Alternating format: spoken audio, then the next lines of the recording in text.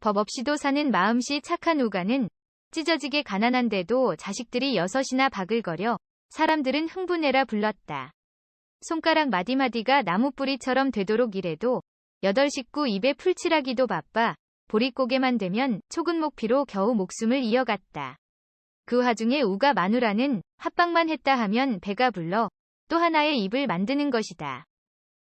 어느 날 노승이 우간의 집에 탁발을 와 좁쌀 한 줌을 받아 넣고는 우가의 얼굴을 뚫어지게 보더니 낳을 아들이 10이요 키울 아들이 7이네. 하고는 횡하니 떠나갔다. 10을 낳아 7을 키운다? 그럼 셋은 죽는다는 말인가? 지금 아이들이 6인데 넷을 더 낳는다고? 한 귀로 듣고 다른 귀로 흘려버렸지만 앞으로 살아갈 일을 생각하니 가슴이 답답해졌다. 그날 밤 곤방대 담배 연기만 내뿜던 우가가 바느질하는 마누라에게 말을 꺼냈다. 여보, 내가 기운이 창창하고 당신의 달거리가 끊어질 날이 까마득하니 식구가 계속 불어날 것은 불을 보듯 뻔하오. 큰아이가 16이고 둘째가 14이니 우리 밭대기 농사는 당신과 아이들이 충분히 감당할 수 있을 것이오. 나는 2, 3년 어디 가서 머슴을 살아 세경을 받아오겠소. 우가와 마누라는 부둥켜 안고 울었다. 다음 날 우가는 온 식구들의 울음소리를 뒤로하고 길을 떠났다. 며칠 후 저녁나절 고향에서 300리나 떨어진 이름 모를 마을을 지나다가 말을 탄 선비를 만났다. 나으리, 말씀 좀 여쭙겠습니다. 이 동네에 하룻밤 묵어갈 주막이 있는지요? 없소. 주막 있는 동네까지는 30리는 가야 하니 오늘 밤은 우리 집에서 자고 가시오. 우가는 선비에게 고맙다는 말을 수없이 하고 뒤를 따라갔다.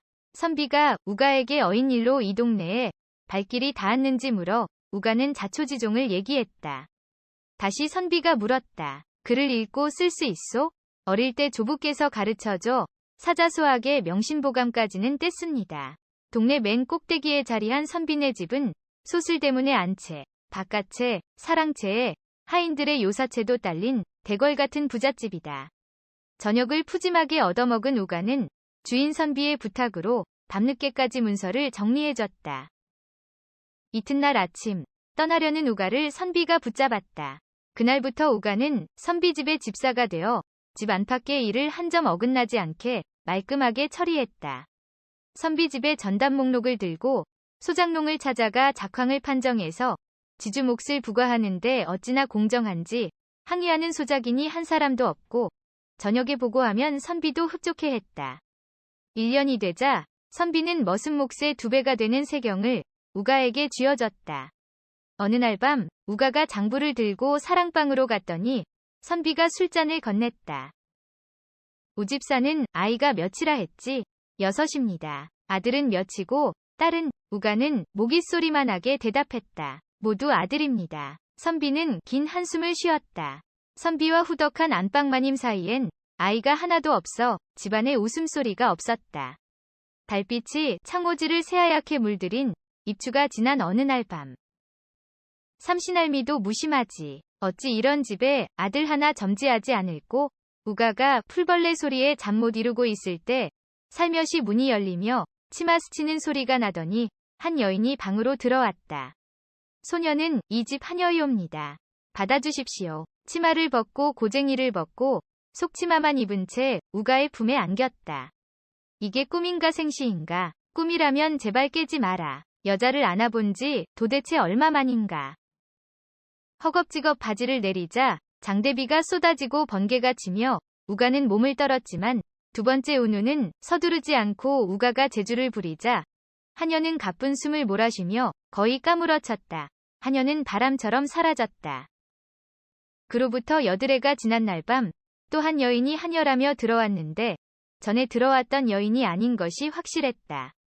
닷새가 지난 날 밤 또 다른 여인이 우가의 방에 살며시 들어와 폭풍의 뇌성병력을 치고는 살며시 빠져나갔다. 석 달쯤 지난 어느 날 밤 집주인 선비가 우가를 불러가 보니 날카롭게 생긴 두 남정네를 소개했다. 이분은 직관 어른이고 저분은 직관 보일세. 내일 아침 두 양반을 모시고 막장골 증조부님 묘소를 보이고 오게나. 막장골은 고개 넘고 개울 건너 숲속으로 꺾어져 들어가는 첩첩산중이다. 우가가 앞서고 두 사람이 따라왔다. 우가가 고갯마루 묵집에 들어가 평상에 앉아 직관보에게 물었다. 손에 든 그게 뭐요? 산길을 오르면 목마르다고 술 한 병과 안주를 싸줍디다. 우가는 그걸 받아보자기를 풀어 고기 안주를 마당에 던졌다. 순식간의 일이라 직관이 하며 보따리를 뺏으려는데 묵집개가 고기를 먹더니 피를 토하고 쓰러졌다. 직관과 직관보가 하얗게 질려 벌벌 떨었다. 우가가 위험 있는 목소리로 말했다. 어디 가서 낮잠이라도 자다가 저녁 때 선비한테 가서 구덩이를 파고 나를 묻었다 하고 증거로 내 저고리를 가지고 가서 보인 후 약정된 돈을 받아가시오. 나는 머나먼 고향으로 가 두 번 다시 나타나지 않을 거요. 두 살인청부업자는 넋을 잃어 말문이 막혔다. 우가는 발걸음을 돌려 고향집으로 향했다. 내막인즉 이랬다. 지난밤 모두가 잠든 깊은 삼경에 안방마님이 우가 방에 몰래 들어왔다.